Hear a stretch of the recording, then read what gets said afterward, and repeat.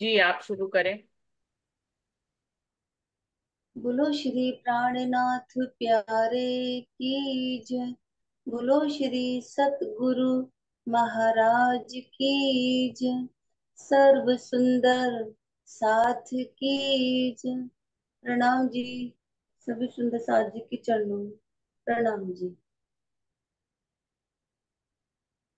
अब तो मेरे पिया की दया न समावे। इन ए गुण मुझे क्यों बिसरे। ए गुण मुझे क्यों बिसरे।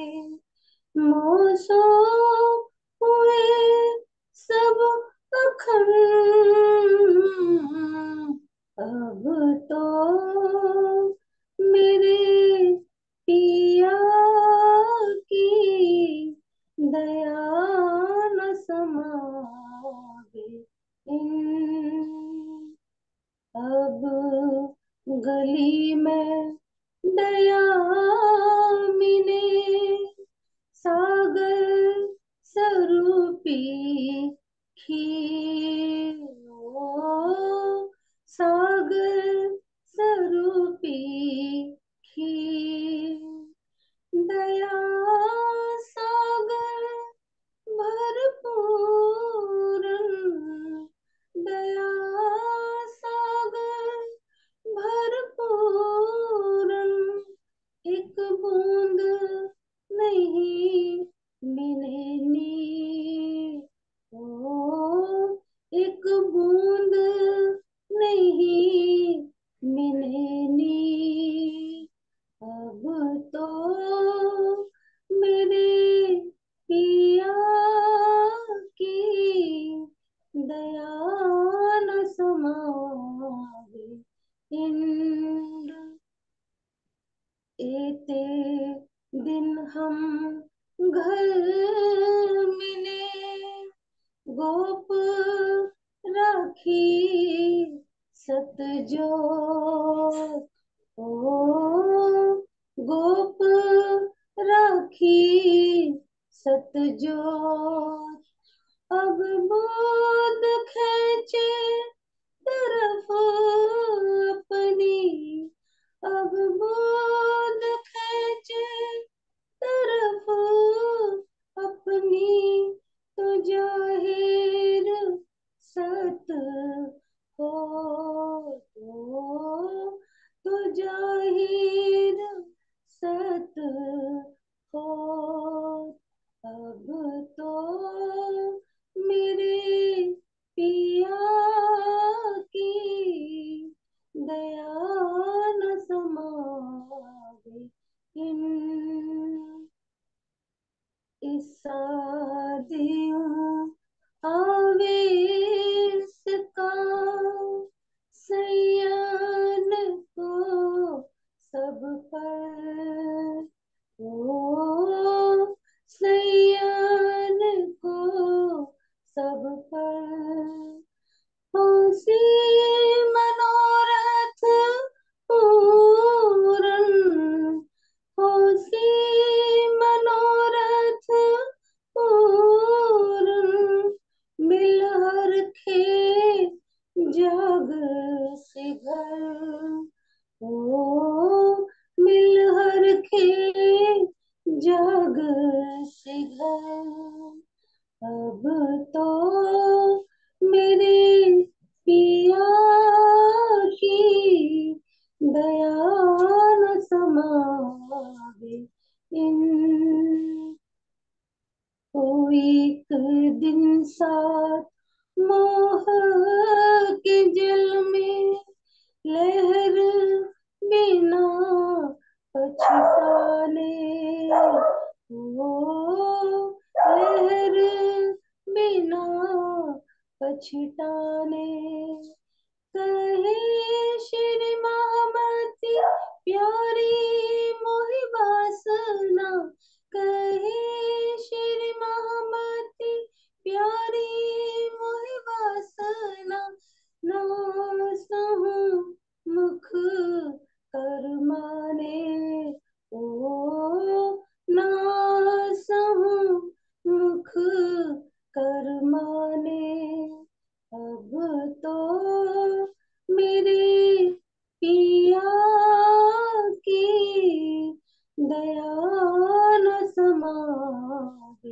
इन ये गुण मुझे क्यों बिसरे, ये गुण मुझे क्यों बिसरे। मौसम हुए सब अखंड, अब तो मेरे पिया की दया न समावे।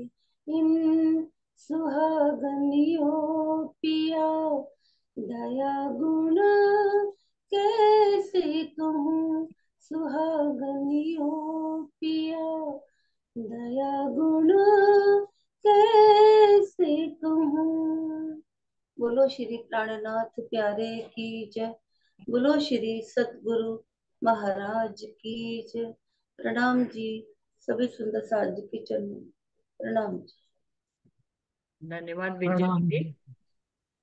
दीदी आप शुरू कर लो। हाँ जी। बोलो श्री प्राणनाथ प्यारे की जय। बोलो श्री सतगुरु महाराज की जय। वंदो सतगुरु चरण को, करूं सुप्रीम प्रणाम। अशुभ हरण मंगल करण, धनी श्री देव चंद जी। श्री प्राणनाथ निज मूलपति, श्री महराज सुनाओ। तेज कुंवर श्यामा युगल जिख पल पल कर, पिया जिख पल पल कर। प्रथम लागू दो चरण को, धनिये न छोड़ाइयो खिन। लाख तली लालेलिया, मेरे जीव के ही जीवन। प्यारे मेरे प्राण के, मोह पल छोड़ो जिन। मैं पाई मेहर महबूब की, मेरे जीव के ही जीवन। मेरे जीव के ही। बोलो श्री प्राणनाथ प्यारे की जय। बोलो श्री सतगुरु महाराज की जय। बोलो श्री निजानंद स्वामी की जय। बोलो श्री निजानंद संप्रदाय की जय। सतगुरु महाराज की जय। समस्त सुंदर साथ की जय।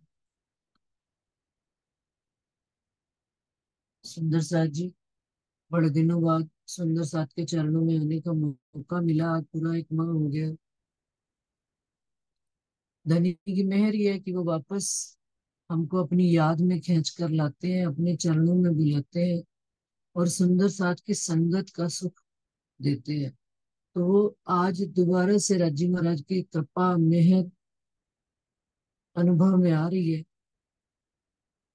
और उसी को लेकर, उसी उनकी मेहर और कृपा को दिल में रखकर इन धनी के इन वचनों का आगे मंथन करना प्रारंभ करेंगे। सुंदर साथ जी प्रकरण 79 चल रहा था कि साथ जी पहचानियो ए बानी समया फजर, हुई तुम्हारे कारणे खोल देखो निज नजर। कि आप धामधनी राजी महाराज हम सब सुंदर साथ को प्रबोध कर रहे हैं, हम सब सुंदर साथ को बता रहे हैं कि ये वाणी का जो फजर हो रही है, जो प्रकाश हो रहा है, जो इसका ज्ञान का इतना उजाला हो रहा है चारों तरफ, वो हम सुंदर साथ के ही कारण हो रहे हैं।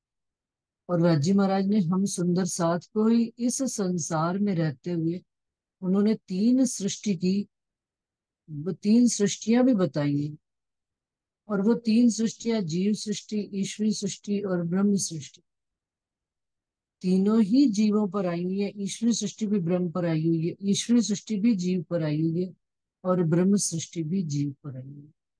लेकिन हम इन तीनों का फर्क कैसे करेंगे? तो कहते हैं जीव सृष्टि की तो पहचान ही यही है कि 81 पक्ष लेकर संसार में ही मगन रहती है, उसको जागृत तरफ की न सुध है। वो सपने में ही अपना आनंद मंगल कर रही है, खाना पीना जीना मरना उसका बस यही करना। और ईश्वरीय सृष्टि सुबुध लेकर आई, जागृत आत्म कहलाती है, धनी की तरफ जागृत है और हमेशा तुरीय अवस्था में धनी की याद में, धनी की घर की बातों में अपनी मगन रहती। और ईश्वरी और ब्रह्म सृष्टि जो आई है वो कौन है? वो जीत आई अंग इंद्रिया, सब वो गुण इंद्रियों को वो जीत कर आई है। और वो जाहरी बाहरी बातून सब कर्मों से रहित होकर केवल और केवल एक अपने धनी की याद में ही रहती है। उनको ना संसार का है। ब्रह्म सृष्टियों को स्पेशल चौपाई आई है सुंदर सच क्या कि ब्रह्म सृष्टि आई अर्श से, जीत इंद्री सुध अंग, छोड़ माहे बाहर अंतर्दृष्ट, पर आत्म धन सन। कि उनको इस जीव शरीर की सुध को छोड़कर, बाहर अंतर माहे दृष्ट कहाँ हो रहा है? ये सारा जीव के अंदर हो रहा है। ये सारी दृष्टि छोड़कर वो परात्म में जैसे धनी के संग आनंद की लीला में रहती थी, उसी प्रकार से आज भी इस संसार में आने के बावजूद भी वो धनी के साथ अपनी मगन रहती। अब वो कहते हैं इस संसार में कृपा भी धनी ने तीनों ही सृष्टि पर की है और भांत भांत की करी है, 3 प्रकार की करी है।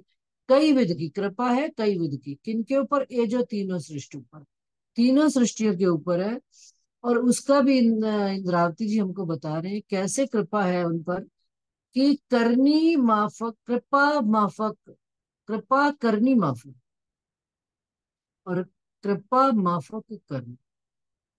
कि कृपा के हिसाब से करनी हो रही है, कि जैसी जैसी जिस जिस जीव के ऊपर जीव के माफक कृपा, कृपा तो एक ही भांति की हो रही है, लेकिन लेने वाला जो जीव ईश्वरी और ब्रह्म है, तीनों की करनी अपनी अपनी अपनी अपनी सृष्टि के हिसाब से। कि धनी की मेहर तो पानी तो बरस रहा है सबके ऊपर, गुलाब का पौधा जो है गुलाब का ही फूल निकालेगा, गेंदे का पौधा गेंदे का फूल निकालेगा, और मोगरे का फूल मोगरे का निकलेगा। तो जैसा जैसा बीज है वैसा वैसा ही करनी भी उनकी होगी। और ये सारी किसके ऊपर डिपेंडेंट है? अंकुर के ऊपर। कि अंकुर जैसा होगा जिसका, वैसा ही उसकी करनी होगी। तो सुंदर सा जी यहां तक हमने पढ़ लिया था चौपाई 21 तक। क्या गरीब क्या पातशाह, क्या नजीक या दूर, निकस आया सबन का 3 विध का हूँ। कहते हैं कि संसार की दृष्टि से कोई लेना देना नहीं है कि कोई गरीब है या कोई अमीर है, कोई नजीक है या कोई दूर है। लेकिन जिसका अंकुर होगा, जिस भांत का अंकुर है, उसी प्रकार का उसका बीज अंकुरित होकर वृक्ष रूप में बनेगा। यदि जीव सृष्टि ही है, उस पर धनी कितनी भी मेहर कर ले, कृपा कर ले, कृपा उस पर कितनी भी होती रहे, लेकिन वो जीव की ही बुद्धि से सोचेगा, वो आगे की बुद्धि से चल ही नहीं पाएगा। उसके अंदर स्वप्न जागृत स्वप्न बुद्धि से जागृत बुद्धि तक पहुंचने की शक्ति ही नहीं है। और जागृत बुद्धि से निज बुद्धि आना तो बिल्कुल ही असंभव सी बात है। ये उन्हीं जीवों पर कृपा हो रही है सुंदर साथ जी, जिन जीवों पर ईश्वरी सृष्टि का अंकुर या ब्रह्म सृष्टि का अंकुर बैठा है। वो अंकुर इस जीव को खींचकर धनी के चरणों में ला रहा है। जीव खुद नहीं आएगा कभी भी, जीव को थोड़ा सा भी दुख कष्ट आएगा, जीव तो अपना चालू कर देगा संसारिक दुख सुख में। लेकिन जो अंकुर है उसमें, उस जीव के अंदर ईश्वरी या ब्रह्म का अंकुर है, वो अंकुर पल्लवित होकर उसको धनी के चरणों से जोड़े। तो कहते हैं हर एक के, अब सुंदर सा जी यहाँ से चौपाई हमने छोड़ी थी माह भर पहले, वही 4 तारीख वापस आ गई है। हर एक के 3 3 और तीनों के 27, यो चढ़ते तराजू चढ़े, नफा नस्ल न नाते रीस। हर एक के 3 3 क्या? तीनों सृष्टि 3 गुणों में काम कर रही है। और तीन, तीन को 3 से गुणा किया 9 हो गया।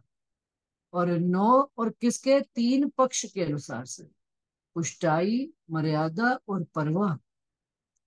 तीनों के हिसाब से काम करिए। जीव सृष्टि अपने कौन से तीन गुण है? रजोगुण, तमोगुण और सत्वगुण, तीन तीनों। अब वो जो तीन है वो नौ किससे मल्टीप्लाई कर रहे? तीन से। जो तीन पक्ष है, कौन कौन से तीन पक्ष? पुष्टाई, मर्यादा और परवा। अब ये तीनों गुणों लेकर जीव सृष्टि तीन पक्षों को लेकर आगे चल रही है, लेकिन कहाँ तक चल रही है? इस स्वप्न के ही संसार तक। और ईश्वरीय सृष्टि जो कि सुबुद्ध लेकर आई है, अक्षर ब्रह्म की वासनाएं हैं, वो सुबुद्धि लेकर, वो तुरीय अवस्था में लेकर, ध्यान अवस्था में बैठकर अब इन्हीं तीन गुणों से, पुष्टाई, मर्यादा और परवाह, तीन पक्षों से कहाँ आगे निकल के जा रही है। स्वप्न की बुद्धि 14 लोक से तबक, 14 तबक के आगे अक्षरधाम तक उनकी बुद्धि जा रही है। और ब्रह्म सृष्टि इन्हीं तीन गुणों से लेकर और इन्हीं तीन पक्षों से लेकर कहाँ जा रही है? वो अपनी पर आत्म के संग यहां से वहां तक जोड़ रही है। ये अंकुर जो है उसका, अंकुर अपने इन 9 गुण, तीन पक्ष और तीन गुणों को लेकर कहाँ तक की ध्यान लगा रही है? वो अपनी मूल परात्म के अंगों में पहुंचने की, उसका अंकुर का प्रयास लगा रहता है। इस तरह से तीन तीनों के 27 यो चढ़ते तराजू चढ़े। अब राजी महाराज तीनों को जब न्याय के दिन बैठेंगे, तराजू चढ़ेंगे, तो क्या होगा? नफा नस्ल न नाते रेस। यहाँ पर हम देखा देखी कर सकते हैं किसी के भी, कोई भी काम, भाई वो ये काम अच्छा कर रही है तो मैं भी कर लूं। लेकिन जब राज्य महाराज तोल मोल करेंगे और उसको नफा या मिलेगा, उसके मूल, उसको जो फायदा मिलेगा उसकी अपनी मूल नस्ल के हिसाब से, मूल अंकुर के हिसाब से मिलेगा, ना कि देखा देखी रीस के हिसाब से कि ईश्वर सृष्टि ने ब्रह्म सृष्टि के को फॉलो किया है तो उसको, ईश्वरी सृष्टि को परम धाम मिल जाएगा। नहीं मिल पाएगा। क्यों? क्योंकि उसका अंकुर ही कहाँ तक का है? अक्षरधाम तक का। इसी प्रकार से जीव सृष्टि जो विष्णु भगवान की पैदाइश है, नारायण की उत्पत्ति है, वो ईश्वरी सृष्टि और ब्रह्म सृष्टि को देख भी लेंगी, करना भी चाहेंगी, परंतु वो तो खैर कर ही नहीं पाएगा जीव। आज हम ये बात अब अपने ऊपर भी हम ले, तो हमारा जीव क्यों राज्य महाराज की राह पर एक कदम या दो कदम जितना भी धनी चलवाते हैं, वो क्यों चल पा रहे हैं? कारण कि हमारे अंदर अंकुर का बल, जो धनी ने हमको अंकुर दिया हुआ है, वो अंकुर, वो बीज जो है, मिट्टी, खाद, पानी, वो जड़ जो है उस बीज की, उसने इस शरीर को बांधा है। ये मिट्टी, जड़, जो ये है ना सारी चीजें, मिट्टी, खाद, पानी, ये सब संसार की चीजें, लेकिन उस बीज का जो जड़ है उसने पूरा सबको बांध के रखा हुआ है अपने साथ। इस शरीर को भी बांध के रखा, जीव को भी बांध, और वो बीज की जड़ें यहां से पानी लेकर अंकुरित हो रही है, पल्लवित हो रही है। और कहाँ पल्लवित हो रही है? अपने मूल घर परमधाम पर आत्म में धनी के संग वो कैसे बैठी है?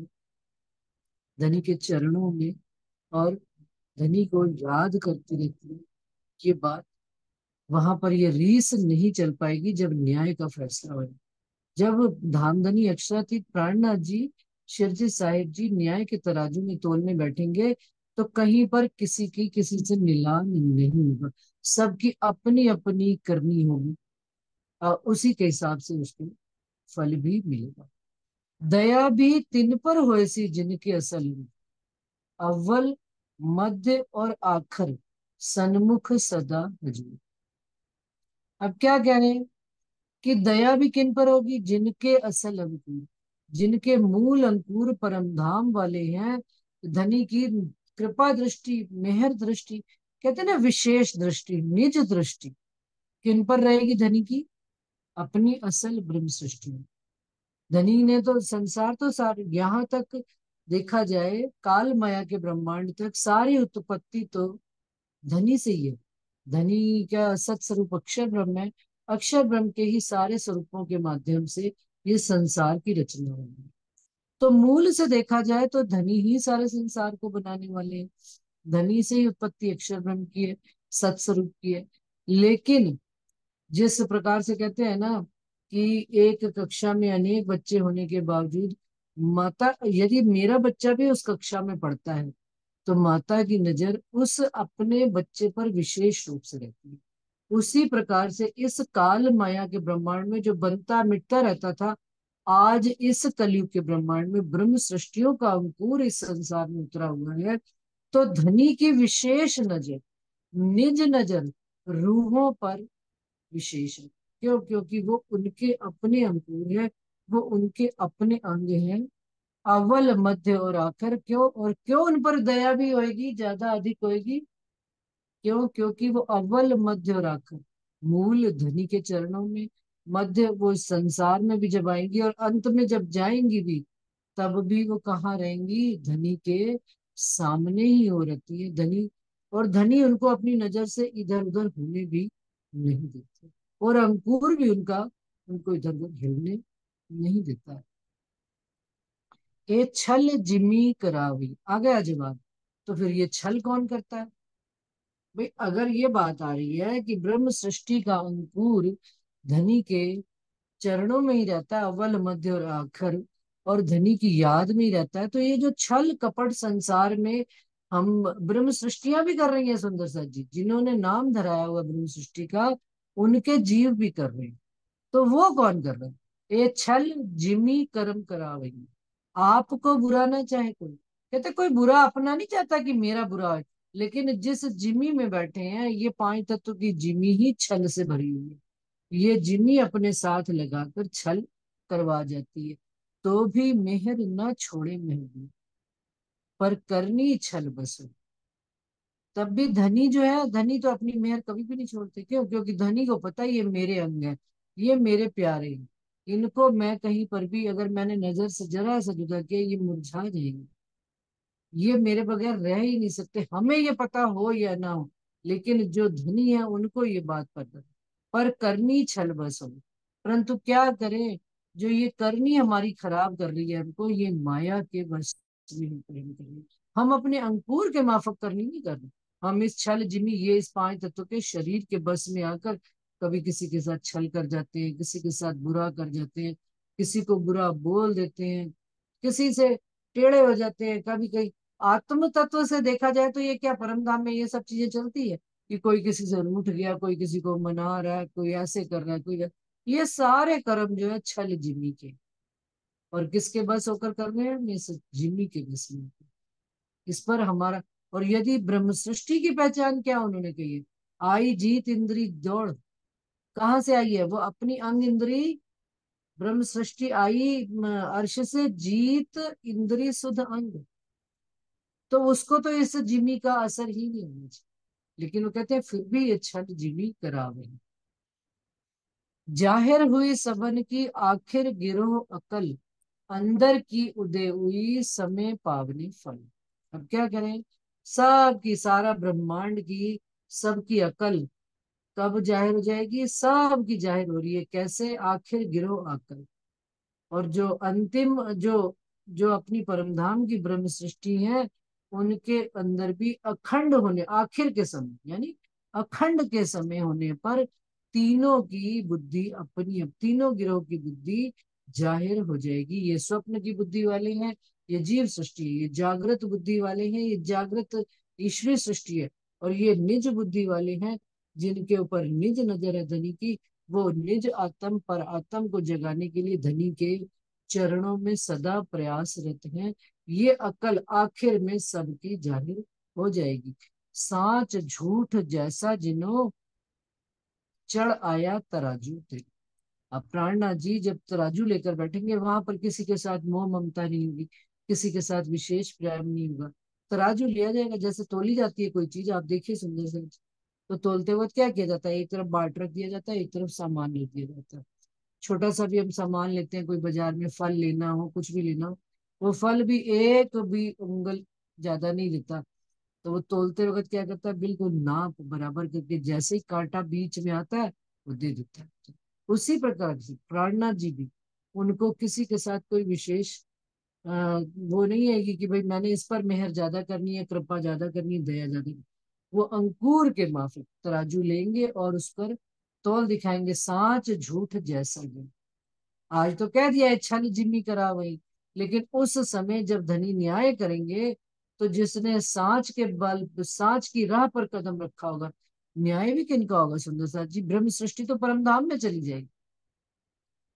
ब्रह्म सृष्टि तो न्याय से पहले ही परम धाम में चली जाएगी। परात्म को धनी अपने साथ जब महाप्रलय होगी उससे पहले ही धनी अपने चरणों में मूल मिलावे में जागृत कर लेंगे। तो फिर न्याय किसका होगा? न्याय ये सारे जीवों का, जिन जीवों पर जो जो सृष्टि आकर बैठी थी और उन्होंने उसके उसके हिसाब से मेहर और कृपा को समझा, और धनी ने और सांच और झूठ के बल पर सांच और झूठ की राह पर चले, सत्य के मार्ग पर चले। आज सत्य के मार्ग पे चलने वाले कह देते हैं भाई हमें तो बड़ा दुख आता है। अभी सुंदर सा जी मैं आपको अपना अनुभव सुनाऊं कि मेरे को मैं जा रही थी अपने पति के साथ फिजियोथेरेपिस्ट के साथ पास, तो एक्सरसाइज करने, क्योंकि वहां चलती नहीं। तो एक सुंदर साथ मिले, बड़े ज्ञानी सुंदर साथ, अच्छे जानकार सुंदर साथ। कहते हैं ले और राजी महाराज अपने अंगा नु या दुख देंदे पैने, यह गल कुछ समझ नहीं आती। तो उन्होंने व्यंगात्मक रूप से कहा था कि भाई लो इतना नाम लेते हो राज्जी का, और राज्जी ने इतना बड़ा दुख दिया। तो उसी समय धनी ने चौपाई निकलवाई, साहेब संकुल होवि ताए होवे दुख। मैं क्या, जिनको धनी मेहर की दृष्टि से, कृपा दृष्टि से देखते हैं, दुख भी उनको आता। सत्य की राह पर चलने वालों को घबराना नहीं चाहिए। कुर्बानी को नाम सुन मोमिन उलसत अंग। कुर्बानी धनी अपनी राह में कराए तो इससे बड़ी तो कोई बात ही नहीं। शरीर पर भी यदि दुख सुख आता है सुंदर साथ जी, तो हिम्मत रखें। हमें रज्जी का इस समय, हमने जो धनी का नाम हमारे अंदर आया भी है या नहीं आया है, ये दुख के वक्त पर इसका परीक्षण होता है। सबको परीक्षण करना चाहिए। अगर हमारा टेस्ट नहीं होगा, हमें कैसे पता लगेगा कि मेरे अंदर कितनी कमी है, मैं धनी से कितनी नजीक हूं और कितनी दूर हूं। या उस समय जब दुख के उस पल में सारा परिवार खड़ा होने के बावजूद भी आप अकेले होते हो, अंतःकरण में तो आप अकेले ही हो। उस समय धनी आपके संग किस रूप में, किस स्वरूप में खड़े हैं, वो हमको स्वयं को निज परीक्षण करना पड़ेगा। और वो परीक्षण भी कब होता है सुंदर साथ जी? सुख में नहीं होता, सहज जीवन में नहीं होता, जब थोड़ी सी विपरीत परिस्थिति, उस समय में, उस काल में ये पता लगता है कि धनी हमारे, हमने धनी को कितना ग्रहण किया, धनी के इन वचनों पर हम कितना चले हैं, सत्य के मार्ग को हमने कितना अपनाया। हो गया न्याय, फैसला हो गया। उसी समय फैसला हो गया। आपने अपनी नजर में तो देख लिया आप कितने सत्य मार्ग पर चल रहे हो या झूठ मार्ग पर आप कितने। धनी तो फैसला आखिरत के वक्त पर दे कि हम अपने आप को तो छल नहीं कर सकते, अपने आप को तो नहीं ठग सकते ना। अपने अंदर का तो हम सबको पता है। बाहर हम कितना भी कहते हैं ना नफ कि भाई रीस कर ले, किसी की कुछ भी कर ले, लेकिन दुख जब आता है तब अपने आप का, रज्जी महाराज ने हमको ये एक मौका, चांस देते हैं कि चलो देखो तुमने कितना परीक्षा, तुम कितना धनी की राह पर चले हो, कितना तुमने धनी को समझा है, कितना उनकी बात को अपने अंदर ग्रहण किया। तो कहते हैं छिपे छिपी किसी की ना रहे, करना धनी अदल, साच झूठ जैसा जिनो चढ़ आया तराजू दिल। अदल मतलब क्या? न्याय के वक्त पे। वतन के अंकुर बिना इत दुनी करे कई बल, मुक्त सुख इत होएसी पर पावे न धाम निज। अब कहते हैं जिनके अंदर अंकुर नहीं है धनी का, धनी का बीज आया ही नहीं है, परमधाम का मूल, परमधाम का बीज आया ही नहीं है। दुनी करे इत कई बल, दुनिया जप तप तपस्याएं घोर कंदराओं में चली जाए, कहीं पर भी चली जाए, किसी भी जगह पर कर ले, 100 100 साल मतलब वो उसमें बैठे रहे, लेकिन वो अंकुर नहीं प्राप्त कर सकते। उनको सुख कितना मिलेगा? केवल मुक्त होने का मिलेगा। अखंड मुक्ति का मार्ग तो मिल जाएगा, लेकिन मूल पर पावे न धाम निश्चल, परंतु मूल परम धाम, अखंड परम धाम के घर का निवास उनको नहीं मिलेगा। वो जो निवास है, जो कहते हैं ना मेरे घर का एड्रेस क्या है, कैसे हम बता देते हैं झट से, नींद में भी हो, कहीं पर भी हो, किसी भी शहर में हो, किसी भी नगर में हो, मेरे घर का एड्रेस क्या है? तो मेरी आत्म का एड्रेस क्या है? मेरी आत्म का एड्रेस ये है कि मैं मूल मिलावे परम धाम में धनी के चरण कमलों में नित्य सुख लेती हूँ, मैं उनके चरणों में वास करती हूँ, और यही मेरा मूल निवास है। अब ये क्या जीव सृष्टि कह सकती है? लेकिन इस अंकुर के कारण से मेरा जीव भी धनी धनी पिया पिया बोलने लग पड़ा। अब ऐसे ही देखा देखी और भी संसार में, क्यों? क्योंकि ये अभी चौपाई लास्ट में आएगी कि धनी के साथ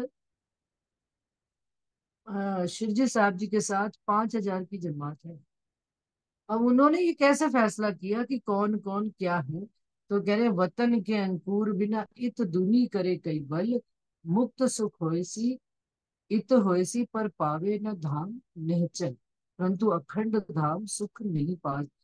कई आए अनुभव लेके, सो पीछे दिए पटकाए, धनी दया अंकुर बिना किन सत सुख लियो न जाए। कई बड़े बड़े पंडित आए, ज्ञानी आए, मौलवी आए। सुंदर सा जी बीतक में बहुत सारे प्रसंग आते हैं, सूरत के प्रसंग आते हैं, छत्रसाल जी के टाइम के प्रसंग आते हैं, बद्री नारायण आए, कितने कितने पंडित आए, मौलवी आए, जिन्होंने सिर पर कुरान को रखकर कहा कि बरहक तुम ही एक इमाम मेहंदी का स्वरूप हो। लेकिन वो अंकुर नहीं प्राप्त कर सके। पंडित अपने अपने अनुभव लेकर आए, उन्होंने कहा कि हम, अब मौलवी ने कहा कि जो मैं जानता हूँ, मैं मेरे तो जुबान पे चढ़ी हुई है कुरान। इसी प्रकार से बद्री और वो जो आए थे पंडित, उन्होंने भी यही कहा कि हमारे तो जुबान पे भागवत चढ़ी हुई है, हमें आप कहीं के भी कहो, हम आपको जवाब दे सकते हैं। लेकिन धनी के एक या दो प्रश्न करनी पड़ेगी, सब धराशायी होते चले। क्यों? क्योंकि मूल अंकुर दया बिना, मूल अंकुर है ही नहीं। सो पीछे दिए पटकाए, कितना भी ज्ञान लेकर आए पीछे पटका दिए गए, चलो पीछे। और ब्रह्म सृष्टि को ज्ञान होए या ना होए, धनी का यदि उसके अंदर प्रेम जागृत है, सुंदर सी तो प्रेम सब विद की चाबी है। चाबी तो एक्चुअल में प्रेम ही है। सुंदर साथ का आना महीने भर से लगा रहा। आ, ब्रह्म मुनि भी आए, खूब सुंदर साथ आते गए घर पे, और अनुभव भी भांति भांति का रहा। तो वो कोई किस बात को, धनी की बात को कैसे समझता है, कोई कैसे समझता है, ये सब की अपनी अपनी बुद्धि के हिसाब से बात चल रही, अपने अपने अंकुर के हिसाब से बात चल।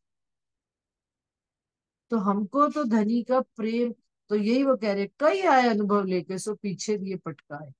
अनुभव कितना भी हो आपको, आपने कितना भी जप तप तपस्याएं की हो उस परमात्मा को पाने के लिए, कितनी भी आयु आपने लगा दी हो, लेकिन मूल अंकुर गया बिना, असल अंकुर जब तक नहीं होगा, आप पीछे पटका दिए जाओगे। और स धनी दया अंकुर बिना, और मूल अंकुर और दया के बिना, राज्य की कृपा के बिना, ये अखंड सुख कोई भी ले सकता नहीं। कोई चाहे ना मैं जिद करके ले लूं, तो वो ले सकता नहीं। जो ब्रह्म सृष्टि है सो है, जो नहीं है वो नहीं है।